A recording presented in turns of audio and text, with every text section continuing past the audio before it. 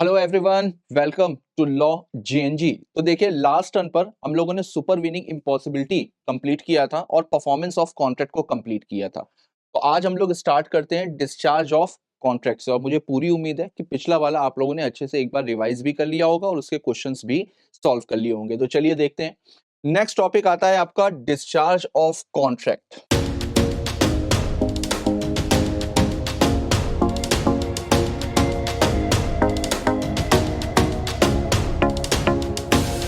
Discharge of contract, देखो हम लोगों ने लास्ट टर्न पे क्या पढ़ा? लास्ट टर्न पे हम लोगों ने पढ़ा था परफॉर्मेंस ऑफ कॉन्ट्रैक्ट। जब पार्टीज अपने अपने प्रोमिसेस को पूरा कर देती हैं तो उसको क्या बोलते हैं? उसको बोला जाता है कि हमने परफॉर्म कर लिया। और आफ्टर परफॉर्मेंस क्या बोला जाएगा? आफ्टर परफॉर्मेंस बोला जाएगा अब ये कॉन्ट्रैक्ट डिस्चार्ज हो गया, यानी सारी पार्टीज की अपनी लीगल ऑब्लिगेशन खत्म हो गई। अब वो कॉन्ट्रैक्ट पूरी तरीके से कंप्लीट हो चुका है। लेकिन केवल परफॉर्मेंस करने से ही डिस्चार्ज नहीं होता है, और भी कई सारे मेथड्स होते हैं जिसकी वजह से कॉन्ट्रैक्ट को डिस्चार्ज किया जाता है। जैसे डिस्चार्ज बाय परफॉर्मेंस, ये तो हम लोगों ने लास्ट टर्न पे पढ़ा था। Discharge by mutual agreement, discharge by mutual agreement का मतलब दोनों पार्टीज म्यूचुअली एग्री कर रही हैं। दोनों पार्टीज म्यूचुअली एग्री कर रही हैं किस चीज के लिए? कि चलो कॉन्ट्रैक्ट को खत्म कर देते हैं। जैसे इसमें हम लोगों ने पढ़ा था बेटा नोवेशन, नोवेशन पढ़ा था। एक पढ़ा था अल्ट्रेशन, एक पढ़ा था रेमिशन, और एक पढ़ा था रिसेशन। ठीक, ये चार हम लोगों ने पढ़े थे। एक बार फटाफट से, यहां पर नहीं दिया हुआ है, मैं आपको एक बार फटाफट से रिकॉल करवा देता हूं। नोवेशन का मतलब क्या होता है बेटा? नोवेशन का मतलब होता है सब्स्टिट्यूट ऑफ न्यू कॉन्ट्रैक्ट, यानी कि एक नया कॉन्ट्रैक्ट सब्स्टिट्यूशन में आ रहा है, यानी कि न्यू कॉन्ट्रैक्ट बन रहा है। नोवेशन का मतलब क्या होता है? जहां पर एक नया कॉन्ट्रैक्ट बन रहा है, दोनों पार्टीज म्यूचुअली एग्री कर रही हैं कि चलो पुराना वाला कॉन्ट्रैक्ट खत्म करके एक नया कॉन्ट्रैक्ट बनाते हैं। और नोवेशन होता कब है? नोवेशन बेटा होता है जब चेंज ऑफ पार्टी हो रही हो, यानी कि पार्टीज चेंज हो रही हो, या चेंज ऑफ ऑब्जेक्ट, यानी कि जो कॉन्ट्रैक्ट का ऑब्जेक्ट था, जो कॉन्ट्रैक्ट का पर्पस था, वो अगर चेंज हो रहा हो तो उसको बोला जाएगा नोवेशन। तो दोनों पार्टीज अगर म्यूचुअली अग्री करके पार्टीज चेंज कर रही हो, या ऑब्जेक्ट चेंज कर रही हो, यानी कि इन दोनों की वजह से एक नया कॉन्ट्रैक्ट बन रहा हो, पुराना वाला कॉन्ट्रैक्ट वहीं पर ही डिस्चार्ज हो जाएगा। अब नए वाले कॉन्ट्रैक्ट में परफॉर्म करना पड़ेगा। ऑल्ट्रेशन, ऑल्ट्रेशन का मतलब बेटा मैंने क्या बताया था? ऑल्ट्रेशन का मतलब जहां पर टर्म्स और कंडीशंस चेंज हो रही हो। ये आप यूट्यूब वाली क्लास में देखना जो मैंने आपको रिवाइज करवाई थी पहले, उसमें मैंने पूरा आपको बताया कि टर्म्स और कंडीशंस क्या होती हैं और नोवेशन क्या होता है। ठीक है, तो एक बार फटाफट से मैं आपको फिर भी बता देता हूं। टर्म्स एंड कंडीशंस, जो कॉन्ट्रैक्ट में टर्म्स और कंडीशन दी हुई हैं, वहां पर अगर टर्म्स और कंडीशन को दोनों पार्टीज म्यूचुअली एग्री कर रही हैं, टर्म्स एंड कंडीशन को चेंज कर देते हैं, तो उसको बोला जाता है ऑल्ट्रेशन। ऑल्ट्रेशन के केस में कभी भी नया कॉन्ट्रैक्ट नहीं बनता है। नोवेशन के केस में कॉन्ट्रैक्ट नया बनता है, लेकिन ऑल्ट्रेशन के केस में कभी भी नया कॉन्ट्रैक्ट नहीं बनेगा। केवल और केवल टर्म्स एंड कंडीशंस चेंज होंगी, वो भी by mutual agreement of both parties. देखिए, तीसरा आता है रेमिशन। रेमिशन का मैंने मतलब क्या बताया था? रेमिशन का मतलब मैंने बताया था आपको डिस्काउंट, यानी कि अगर मुझे किसी से 10,000 रुपए लेने हैं और उससे मैंने 10 के बजाय 5,000 रुपए ले लिए और 5,000 रुपए माफ कर दिए, छोड़ दिए, तो अगर एक बार पैसा आपने छोड़ दिया, एक बार पैसा आपने रेमिट कर दिया, तो उसके बाद आप दोबारा उसको क्लेम नहीं कर सकते। रिसेशन का मतलब क्या होता है? रिसेशन का मतलब कैंसिलेशन। कैंसिलेशन का मतलब जैसे बैंक वगैरह होते हैं, कई बार आपने गवर्नमेंट की स्कीम के बारे में सुना होगा, या बैंक्स ने क्या किया, किसानों का लोन माफ कर दिया। तो एक बार अगर आपने कैंसिल कर दिया या एक बार पूरा का पूरा वेव कर दिया, तो उसके बाद आप उसको दोबारा से परफॉर्मेंस की डिमांड नहीं कर सकते। लेकिन ये सारी की सारी चीजें कैसे होती हैं? म्यूचुअल एग्रीमेंट के थ्रू। यहां पर भी कॉन्ट्रैक्ट डिस्चार्ज हो जाता है। आगे देखते हैं। Discharge by impossibility of performance, अगर परफॉर्मेंस ही इंपॉसिबल हो चुकी हो तो वहां पर कॉन्ट्रैक्ट क्या हो जाएगा? वॉइड हो जाएगा। सुपरवीनिंग इम्पॉसिबिलिटी हम लोग ने लास्ट टाइम पे पढ़ा था, तो वहां पर इसकी बात हो रही है। Discharge by lapse of time, अगर कॉन्ट्रैक्ट में कोई भी परफॉर्मेंस का टाइम दिया गया था, अगर कॉन्ट्रैक्ट में परफॉर्मेंस का कोई भी टाइम दिया गया था और वो अगर टाइम लैप्स हो गया है, तो वहां पर भी कॉन्ट्रैक्ट में परफॉर्म करने की जरूरत नहीं है। इसके साथ ही इसमें आप टाइम बार डेट वाला पॉइंट भी लिख सकते हो। यानी कि अगर एक बार डेट टाइम बार्ड हो गया, यानी कि 3 साल निकल गए, मैंने बताया टाइम बार्ड डेट का मतलब क्या होता है? कि जो पैसे के लेन देन का ट्रांजेक्शन होता है उसमें 3 साल का समय होता है, कि अगर हमें सूट फाइल करना है तो हम 3 साल के अंदर सूट फाइल कर दें। अगर 3 साल निकल गए तो उसके बाद में हम सूट फाइल नहीं कर सकते, वहां पर भी वो कॉन्ट्रैक्ट डिस्चार्ज हो जाएगा, हमारी सारी लीगल ऑब्लिगेशंस खत्म हो जाएंगी। Discharge by operation of law. Operation of law का मतलब डेथ हो गई, इंसॉल्वेंसी हो गई, इन सारे केसेस में भी कॉन्ट्रैक्ट डिस्चार्ज हो जाते हैं। नेक्स्ट आता है discharge by breach of contract, यानी कि अगर दोनों में से किसी पार्टी ने ब्रीच किया, ब्रीच का मतलब तोड़ दिया, अपने किए गए प्रॉमिस को तोड़ दिया, तो वहां पर भी सामने वाली पार्टी के लिए वो कॉन्ट्रैक्ट डिस्चार्ज हो जाएगा, उसको परफॉर्म करने की जरूरत नहीं है। अब उसको परफॉर्म करने की जरूरत नहीं है, लेकिन वो सामने वाली पार्टी के अगेंस्ट में कुछ रेमेडीज ले सकता है। तो ब्रीच ऑफ कॉन्ट्रैक्ट को भी आगे डिस्कस करते हैं। तो देखिए 1 2 3 4 5 6, तो बेटा 6 मेथड होते हैं डिस्चार्ज के, 6। तो ये याद रखिएगा, 6 मेथड होते हैं, 6 से कॉन्ट्रैक्ट को डिस्चार्ज किया जा सकता है। तो उम्मीद है ये सारे पॉइंट्स आपको क्लियर होंगे। एक बार फटाफट से आगे देखते हैं। आगे देखिए, बोलता है ब्रीच ऑफ कॉन्ट्रैक्ट। तो ब्रीच का भी मैंने आपको मतलब बताया। ब्रीच का मतलब क्या होता है? कॉन्ट्रैक्ट को तोड़ना। कॉन्ट्रैक्ट को तोड़ने का मतलब क्या हुआ? दोनों पार्टीज ने एक दूसरे को प्रोमिसेस किए हैं, जब कोई भी पार्टी उस प्रॉमिस को पूरा नहीं करेगी तो फिर क्या बोला जाएगा कि सामने वाली पार्टी ने ब्रीच कर दिया। अब ब्रीच कितने तरीके का होता है, फटाफट से रिकॉल करो। ब्रीच होता है 2 तरह का। कौन कौन से? एक तो एक्चुअल ब्रीच और दूसरा एंटीसिपेटरी ब्रीच। एक्चुअल ब्रीच का मतलब क्या होता है? एक्चुअल ब्रीच का मतलब जिस डेट में हमें परफॉर्म करना था, उस डेट में हमने परफॉर्मेंस करने से मना कर दिया या हमने परफॉर्म नहीं किया, तो उसको बोला जाता है एक्चुअल ब्रीच ऑफ कॉन्ट्रैक्ट। यानी एक्चुअल ब्रीच हमेशा डेट ऑफ परफॉर्मेंस पे होता है।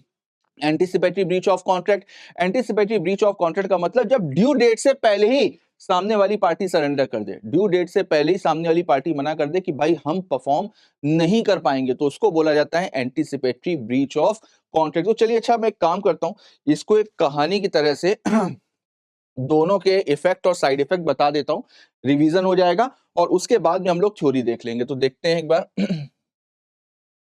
Breach of contract. तो ब्रीच ऑफ कॉन्ट्रैक्ट बेटा 2 तरीके का हो गया। एक हो गया आपका एक्चुअल ब्रीच और एक आपका हो गया एंटीसिपेटरी ब्रीच। एक्चुअल ब्रीच का मतलब ऑन डेट ऑफ परफॉर्मेंस, यानी ब्रीच कब हो रहा है? जिस दिन परफॉर्म करना था। ये कब हो रहा है? बिफोर डेट ऑफ परफॉर्मेंस, जिस दिन परफॉर्म करना था उससे पहले ही हमने कर दिया। अगर मान लीजिए एक्चुअल ब्रीच हो रहा है, तो यानी वहां पर ब्रीच कब मान लिया जाएगा? Same day.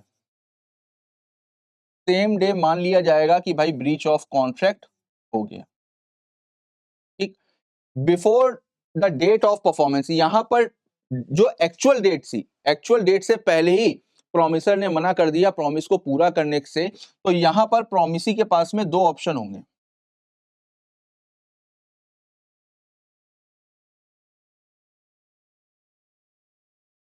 इसको बहुत ध्यान से समझना बेटा, इसीलिए मैं आपको अलग से इसको बता रहा हूं। अभी थ्योरी में रिवाइज करेंगे दोबारा से। प्रोमिसी के पास में 2 ऑप्शन होंगे, या तो वो सेम डे, या तो वो सेम डे मान लेगा कि ब्रीच ऑफ कॉन्ट्रैक्ट हो गया है। जब सेम डे, यानी कि हमें परफॉर्म करना था 31 तारीख को, हमने 24 तारीख को ही बोल दिया कि भाई हम परफॉर्म नहीं कर पाएंगे, तो प्रोमिसी के पास में 2 ऑप्शन होंगे। क्या ऑप्शन होंगे? या तो वो 24 तारीख को ही मान लेगा कि ब्रीच ऑफ कॉन्ट्रैक्ट हो गया। अब जब 24 को ही मान लेगा तो उसके पास में रेमेडी क्या आ जाएंगी? रेमेडी भी 24 को ही आ जाएंगी। रेमेडी भी 24 को आ जाएंगी और वो अगले दिन सूट फाइल करके वो रेमेडीज को अवेल कर सकता है। दूसरा ऑप्शन क्या है? दूसरा ऑप्शन ये है कि वो कॉन्ट्रैक्ट को कंटिन्यू करता है। कंटिन्यू करने का मतलब प्रोमिसर को मोटिवेट करता है कि यार अभी तो परफॉर्म करने में समय बाकी है ना, कोशिश करो, हो सकता है तुम परफॉर्मेंस कर लोगे। तो यहां पर जैसे मैंने एग्जांपल दिया है, उसको 31 को परफॉर्म करना था, लेकिन उसने 24 तारीख को ही बोल दिया कि भाई मैं परफॉर्म नहीं कर पाऊंगा, तो यहां पर प्रोमिसी क्या करेगा? यहां पर प्रोमिसी उससे बोल सकता है कि भाई अभी 7 दिन का समय बाकी है, कोशिश करो, हो सकता है तुम परफॉर्म कर लो। तो अब यहां पर अगर कॉन्ट्रैक्ट को वो कंटिन्यू कर रहा है, तो फिर जिस दिन मना किया जा रहा है उस दिन से ब्रीच ऑफ कॉन्ट्रैक्ट नहीं माना जाएगा।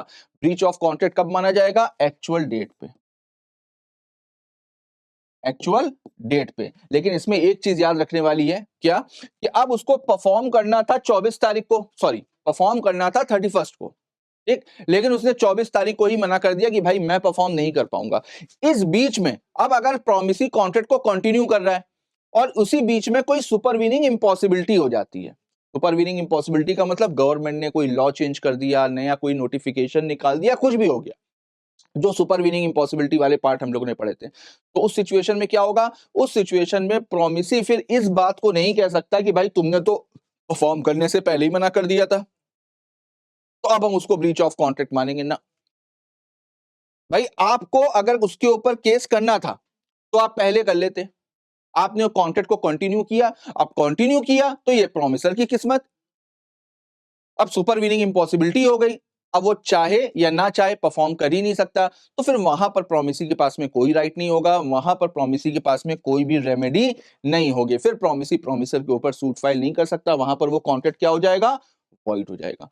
मेरी बात समझ में आई बेटा? तो यहां पर प्रोमिसी के पास में दो ऑप्शन होते हैं, या तो वो कॉन्ट्रैक्ट को कंटिन्यू करे या सेम डे पे ही ब्रीच मान ले, और अगर सेम डे पे ब्रीच मान लेता है तो फिर वो सामने वाले के ऊपर सूट फाइल करके जो भी रेमेडीज है वो ले सकता है। लेकिन अगर कॉन्ट्रैक्ट को कंटिन्यू करता है तो फिर वहां पर सेम डे में ब्रीच ऑफ कॉन्ट्रैक्ट नहीं माना जाएगा, और जिस दिन परफॉर्म करना था और जिस दिन उसने मना किया उस बीच में अगर कोई सुपरवीनिंग इम्पॉसिबिलिटी हो गई तो वहां पर वो कॉन्ट्रैक्ट वॉइड हो जाएगा, फिर प्रोमिसी के पास में कोई भी रेमेडी नहीं होगी।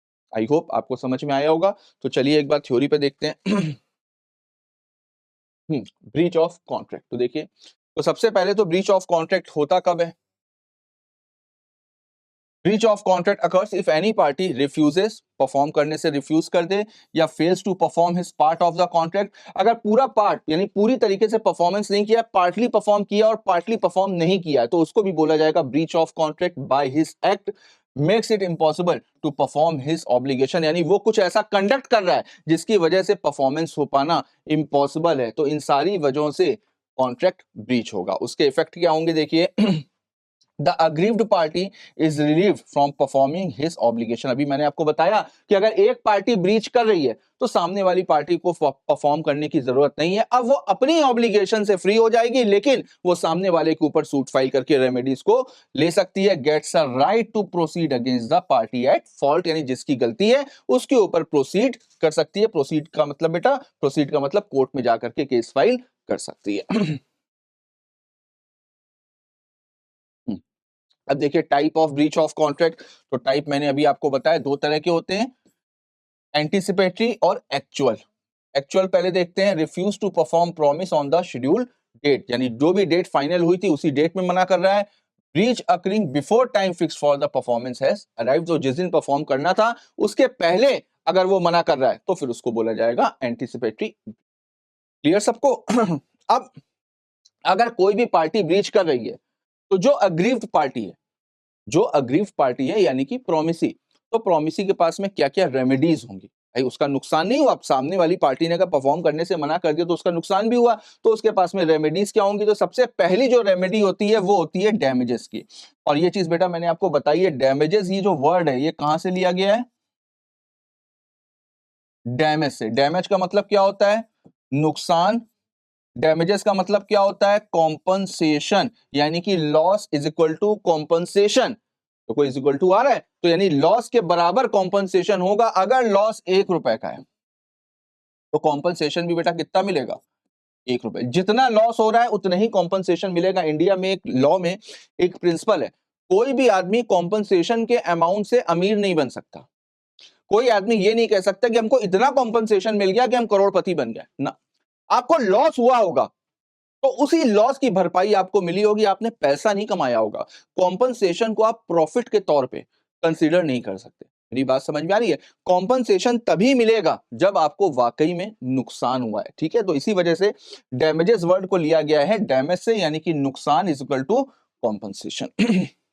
देखिए कितने तरीके की डैमेजेस होती हैं। सबसे पहले ordinary damages, special, vindictive, nominal, damages for deterioration caused by delay, और प्री फिक्स्ड डैमेजेस। एक बार फटाफट से सबकी मीनिंग देख लेते हैं। सबसे पहले आता है ऑर्डिनरी डैमेजेस। ऑर्डिनरी डैमेजेस के केस में क्या है कि जितना आपको नॉर्मल नुकसान हुआ है उतना आपको कॉम्पनसेशन मिल जाएगा। अब जो ऑर्डिनरी नुकसान हुआ है उसको कैलकुलेट कैसे करेंगे बेटा? उसको कैलकुलेट करेंगे market price minus contract price. ये फॉर्मूला याद रखना, एग्जाम में अगर क्वेश्चन पूछा जाएगा तो आपको यही फॉर्मूला अप्लाई करना पड़ेगा। मार्केट प्राइस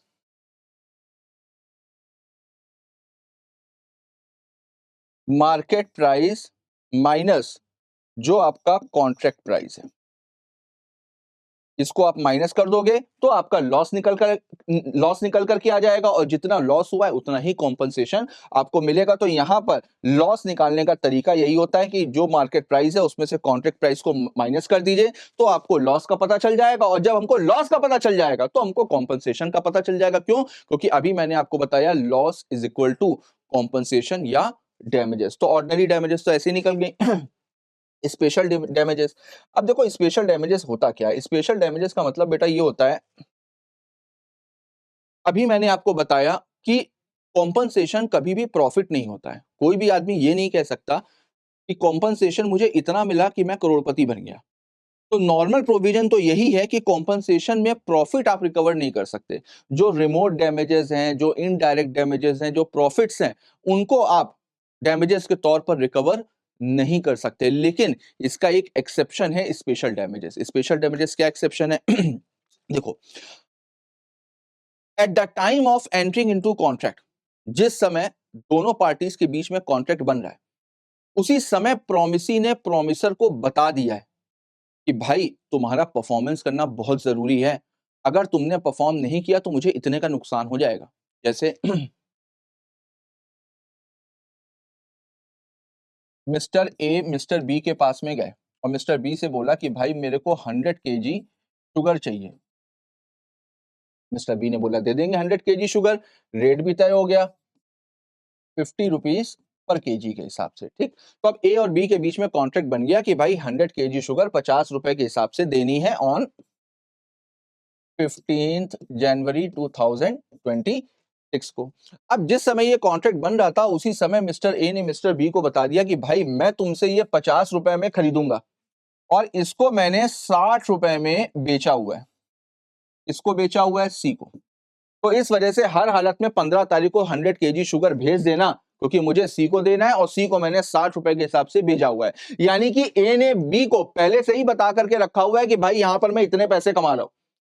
तो अब मान लीजिए मिस्टर बी अगर 15 तारीख को 50 रुपए के हिसाब से 100 kg शुगर नहीं बेचते हैं, तो यहां पर ए के पास में राइट है कि ये इनसे 100 kg था, 10 रुपए का प्रॉफिट हो रहा था, यानी कि इनको कितना प्रॉफिट हो रहा था? 1000 रुपीज का प्रॉफिट हो रहा था। तो यहां पर इनसे 1000 रुपीज रिकवर कर सकते हैं, जो इनका होने वाला प्रॉफिट था। तो बेटा स्पेशल डैमेजेस का मतलब होता है प्रॉफिट को रिकवर करना, लेकिन ये कब दिया जाता है? ये तब दिया जाता है जब कॉन्ट्रैक्ट बन रहा है, तभी प्रोमिसी ने प्रोमिसर को इन्फॉर्म कर दिया है अबाउट हिज और हर प्रॉफिट। तो उस केस में प्रॉफिट को रिकवर किया जा सकता है, इसको बोला जाता है स्पेशल डैमेजेस। ये बहुत इंपॉर्टेंट टॉपिक है एग्जाम के पॉइंट ऑफ व्यू से, तो इसको याद रखिएगा। ठीक है, आगे देखते हैं। सॉरी, विंडिक्टिव और एग्जेम्पलरी डैमेजेस। विंडिक्टिव और एग्जेम्पलरी या इसको प्यूनिटिव डैमेजेस भी बोलते हैं, ये पनिशमेंट के तौर पे दी जाती है।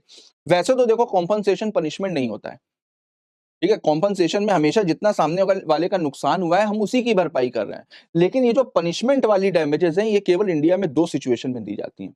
कौन कौन सी?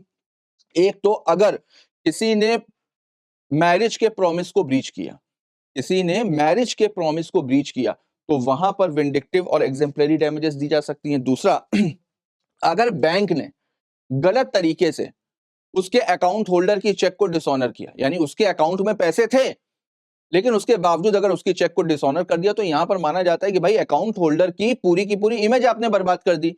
बिजनेस में गुडविल की कितनी इंपॉर्टेंस होती है, तो यहां पर आपने एक बिजनेसमैन की गुडविल खराब करी, उसकी रेपुटेशन का नुकसान किया। तो भले ही चेक का अमाउंट छोटा हो, भले ही चेक का अमाउंट छोटा हो, लेकिन वहां पर उसको पनिशमेंट के तौर पे कॉम्पनसेशन देना पड़ेगा, वो अमाउंट काफी ज्यादा हो सकता है।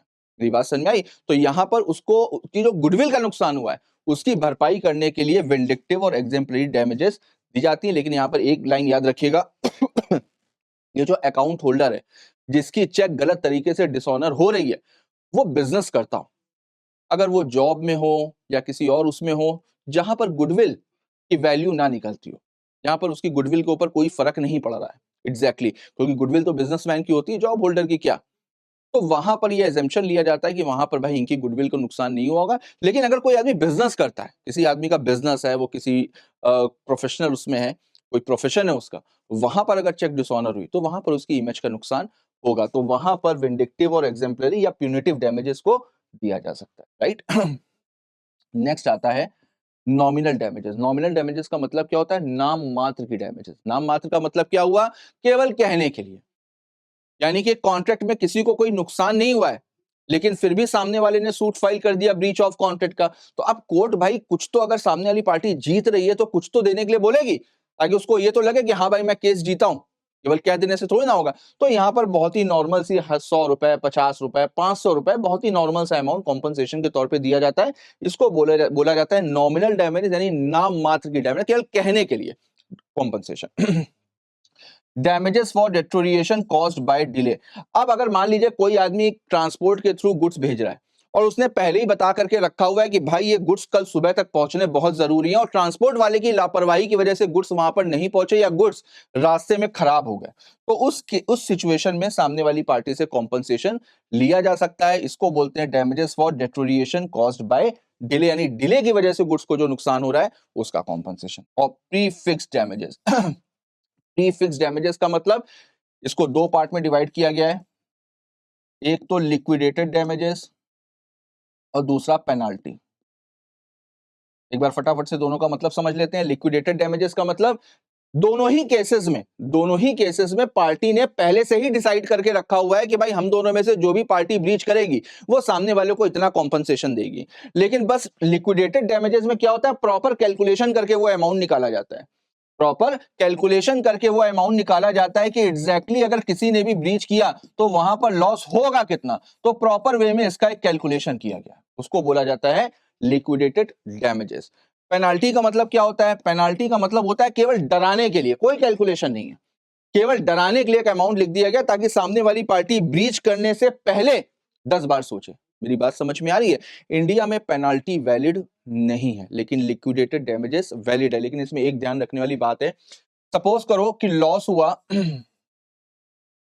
10,000 रुपए का, लॉस हुआ 10,000 रुपए का, और जो फिक्स्ड था वो कितना था? 5,000। तो फिर वहां पर कितना कॉम्पनसेशन मिलेगा? क्योंकि आप लोग पहले से ही फिक्स कर चुके हो ना, तो जो फिक्स कर चुके हो उतना ही मिलेगा, फिर आपको लॉस भले ही ज्यादा का हुआ। मेरी बात समझ में आ रही है? अब अगर मान लीजिए लॉस हुआ 2,000 रुपए का, यानी कि जितना फिक्स हुआ था उससे कम, तो फिर कितना कॉम्पनसेशन मिलेगा? 2,000 रुपए। जितना लॉस हुआ है उतना ही कॉम्पनसेशन मिलेगा। बेटा ये दोनों पॉइंट बहुत ध्यान से समझ, ठीक है? हो सकता है एग्जाम में इसी से ही रिलेटेड क्वेश्चन है।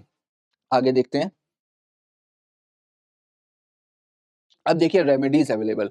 अब कौन कौन सी रेमेडीज अवेलेबल है? तो सबसे पहले recession of contract. Recession of contract का मतलब सामने वाली पार्टी ने ब्रीच किया तो मेरे पास में ऑप्शन है कि मैं कॉन्ट्रैक्ट को कैंसिल करा सकता हूं। Suit for quantum meruit. Quantum meruit का मतलब क्या होता है? As much as earn. हमने जितनी मेहनत करी है उतना तो हमको पैसा चाहिए, ठीक है? अगर मान लीजिए कि हमने आधा काम किया है, हमने आधा काम किया और सामने वाली पार्टी ने हमको परफॉर्म करने से मना कर दिया, तो भाई हमने जो आधा काम किया उसका पैसा तो हमको चाहिए, तो इसीलिए बोलते हैं इसको as much as earn. Suit for specific performance. Suit for specific performance बेटा कब दिया जाता है? सूट फॉर स्पेसिफिक परफॉर्मेंस दिया जाता है कि जब कोई भी प्रॉपर्टी यूनिक नेचर की हो। अगर कोई भी मूवेबल प्रॉपर्टी है, अगर वो यूनिक नेचर की है, यूनिक नेचर का मतलब वैसी कोई भी प्रॉपर्टी दुनिया में नहीं है, तो फिर वहां पर स्पेसिफिक परफॉर्मेंस दिया जा सकता है। दूसरा, जहां पर कॉम्पनसेशन नॉट एडिक्वेट रेमेडी, जहां पर कॉम्पनसेशन एडिक्वेट रेमेडी नहीं है, यानी सफिशिएंट रेमेडी नहीं है, यानी कि हम कॉम्पनसेशन दे भी देंगे तो भी सामने वाले के लॉस की भरपाई नहीं कर सकते। तीसरा, loss not identified. Loss not identified का मतलब क्या हुआ? लॉस का पता ही नहीं चल रहा है, कहीं पर कैलकुलेशन ही नहीं हो पा रहा है कि एग्जैक्टली लॉस हुआ कितना है। तो ये तीन सिचुएशन ऐसी होती हैं जहां पर स्पेसिफिक परफॉर्मेंस की डिमांड करी जा सकती है। लेकिन इसमें भी एक लाइन याद रखिएगा, क्या?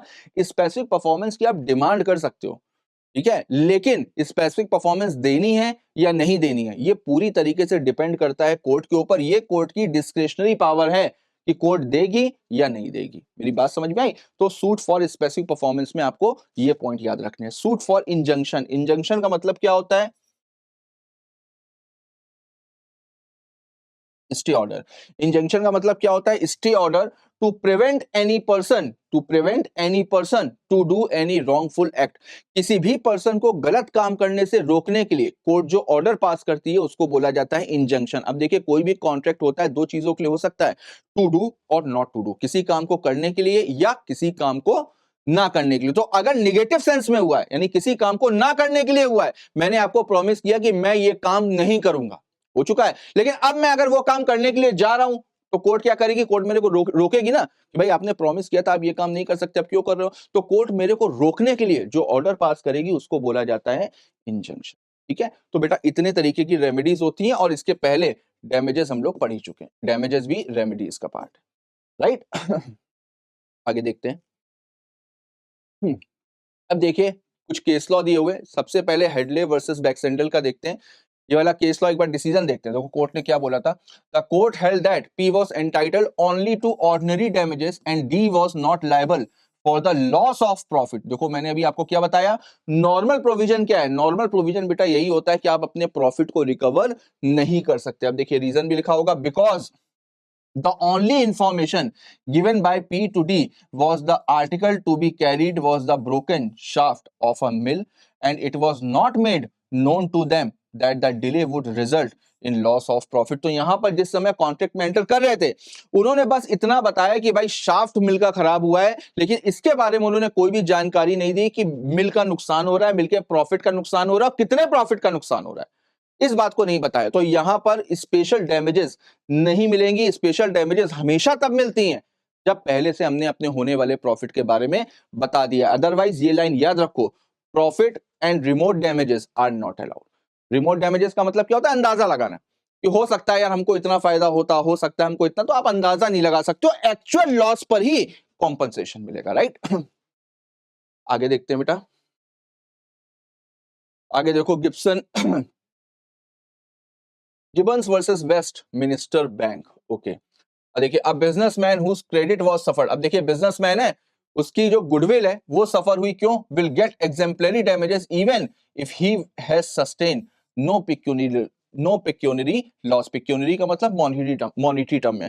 अब यहां पर भले ही उसको कोई भी मॉनिटरी टर्म में यानी पैसे का कोई भी नुकसान नहीं हुआ, चेक डिसऑनर हो गई, पैसे का उसका कोई भी नुकसान नहीं हुआ, लेकिन उसकी क्रेडिट का तो लॉस हुआ है ना, यानी उसकी रेपुटेशन का तो नुकसान हुआ। तो वहां पर देखो कोर्ट ने क्या बोला, it was held that a non trader can not get heavy damages. देखिए मैंने आपको क्या बताया, बिजनेसमैन तो बेटा इस तरीके की डैमेजेस ले सकता है, विंडिक्टिव, एग्जेम्पलरी या प्यूनिटिव, लेकिन अगर कोई नॉन ट्रेडर है तो उसकी रेपुटेशन की बात नहीं करी गई है। Non trader can not get heavy damages in the like circumstances unless the damages are alleged and proved as special damages. तो ऐसा नहीं है कि जो बिजनेसमैन नहीं होते हैं उनकी रेपुटेशन होती नहीं है, लेकिन वहां पर आपको ये साबित करना पड़ेगा कोर्ट में कि आपकी कैसे रेपुटेशन को नुकसान हुआ है। मेरी बात समझ में आ रही है। अगर कोई बिजनेसमैन है तो उसमें उस केस में कोर्ट ये एग्जेम्पशन लेकर के चलेगी कि भाई बिजनेसमैन है तो उसकी रेपुटेशन को नुकसान हुआ होगा, लेकिन अगर कोई नॉन ट्रेडर है तो फिर वहां पर उसको प्रूफ करना पड़ेगा कि भाई उसको किस तरीके का नुकसान हुआ है। मेरे ख्याल से ये आपको टॉपिक क्लियर हो गया होगा। आगे देखते हैं। अब देखिए नेक्स्ट आता है आपका स्पेशल टाइप ऑफ कॉन्ट्रैक्ट। तो चलिए आज हम लोगों ने ब्रीच ऑफ कॉन्ट्रैक्ट और डैमेजेस वाला पोर्शन कंप्लीट किया। इससे एग्जाम में 100% एक क्वेश्चन आएगा, 100% इससे क्वेश्चन आएगा। तो बेटा जितना भी प्रोविजन हम लोगों ने पढ़े हैं एक बार उसको अच्छे से रिकॉल करना।